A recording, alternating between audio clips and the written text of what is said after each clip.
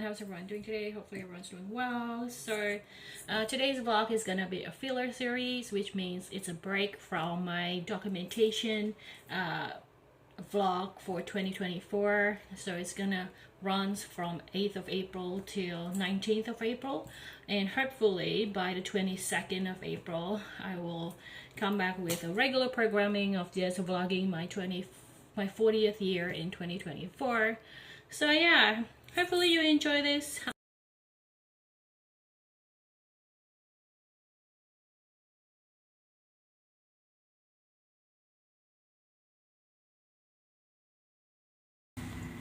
Can you see me? I am continuing this recording for one whole day for 2 weeks worth of content. Hopefully this is gonna be Monday for you. It's still Sunday for me. I'm gonna peel some eggs. I'm food prepping, meal prepping, whatever it is that you want to say. Mainly because I don't know if I would have the mental energy to prepare myself food while adjusting to people coming in and going. Anyway, so I want to talk about, well, actually I don't want to talk about my 20s because it felt like it was a hole, like a gaping hole that is hollow. So not in a, weird sexual way. I mean, like, it's just, it feels really hollow. It feels like 20s didn't have a lot of feelings for me, didn't have a lot of meanings for me. I started my 20s with graduating from university, from undergraduate.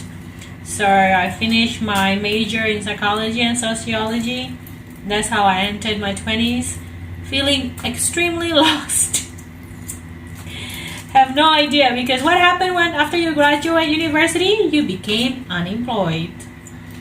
And back then, the thing is, I can't remember much, which is probably why I don't really talk about my 20s, because it's just too far ago. And except for when I was 28 and my mom passed away, I didn't really have a lot of significant, I don't know, maybe there was a lot of traumas that I can't remember, but I wasn't I wasn't an Australian citizen then, so I was still on my student visa in Australia, and I wasn't sure what I want to do, and it was very difficult because in my head I feel like I'm Australian because I went to high school here, I finished my university there, finished my high school there, like here, I mean.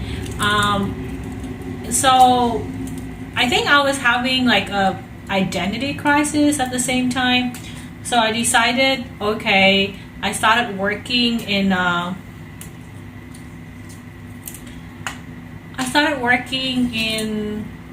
this self-help industry. I think that's when I started working. I was working with people who promoted, like, people like Anthony Robbins.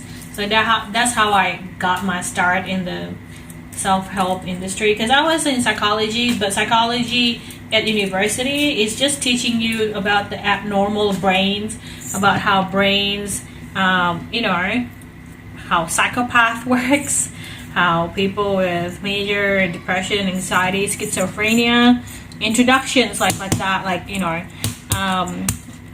one subject that I really liked was forensic psychology. That was probably my favorite because we learn about eyewitness behaviors and eyewitness errors and stuff like that.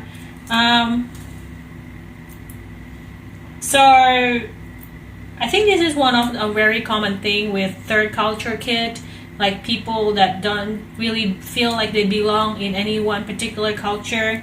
That was me basically at 20. I wasn't sure. I felt like I'm Australian, but yet I'm still like on a visa, so that means like even though I speak English very well, I don't even speak any other languages dominantly by that stage. And I have started a little bit with my Korean addiction drama stuff by then. Like that was also the beginning of it probably. But I was already into K-pop by that stage by a few years. Um, so I was probably, yeah, and I took Korean and language schools, and I took like Korean outside university as well. So my predominant second language by that time was Korean, which was still is just bad. Bad. I prefer for my second language for or like my dominant language to be Chinese, to be honest.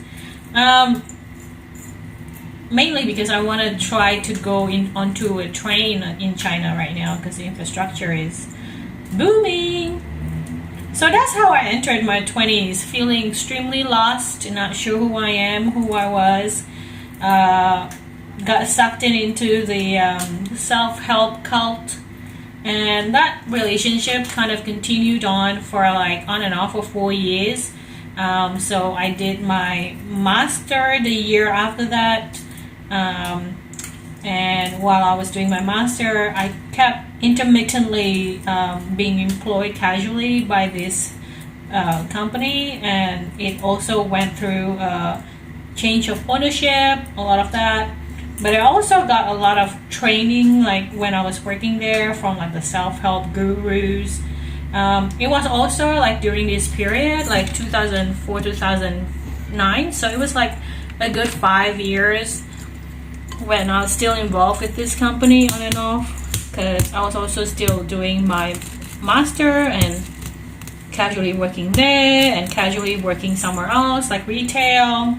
So there was just a lot of working into my 20s because I wasn't sure how to navigate life, and I was just like inputting a lot of other people's stuff and teachings into my head and trying to live it out as my own, which is definitely not the best idea. People don't do that. And that's the first half of my 20s, just working and getting really deep into the self-help cult,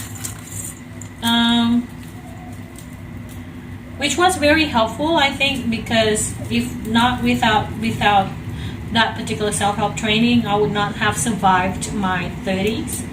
And without the foundation of having psychology as a major, I would not manage to pick myself up and get myself together and kind of like push through.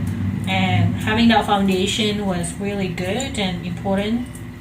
But I had, for some reason, I remember having this conversation with the manager from that company. I had this confidence that I was gonna be employed like back in when I was 21 or 22. Like I did not have any hesitation whatsoever that I was gonna make money. I think like when you're in your 20s, magical things happened a lot for you. You have a lot of manifestation power. So I feel like if you're still 20, just be the Lulu because it could happen to you for sure. Like there is no doubt about it. I ended up like in the same space as the person who is like in like a sibling of one of this reality TV show that was really popular back in the US, and like the company that was hosting a lot of the self-help gurus hosted a lot of celebrities from Australia too, so you do get to see a lot of those as well. And I think I never signed an NDA whatsoever because I was a casual and I wasn't important enough. Because I'm Asian and it's a Australian company, so I'm the odd one out, and I was also quite shameless still back then. Like I would invite myself to things that I have no business being involved in. And yeah, I heard that one of the guru's clients was Hugh Jackman, and I'm completely name dropping. I'm going back to my shameless 20s. And Deborah Lee Furness, like the couples. So this was like 20 years ago, like before. So, so their career probably just started. not just started, but like the huge German Hollywood career probably just started. I never seen any of these people, by the way. I only seen like the Australian celebrities. But the job is pretty boring, and it was really like administration, a lot of reception work, and sometimes debt collecting works. Sometimes you get yelled at by clients because they want their money back, their refunds, and it was not a pleasant job, but it was just a corporate office job, like just a normal corporate office job, even though like the industry itself was a self-help industry. So that's how I spent the first 5 years, working lots of retails, working the self-help industry, at uni. Not sure what I'm gonna do with my life.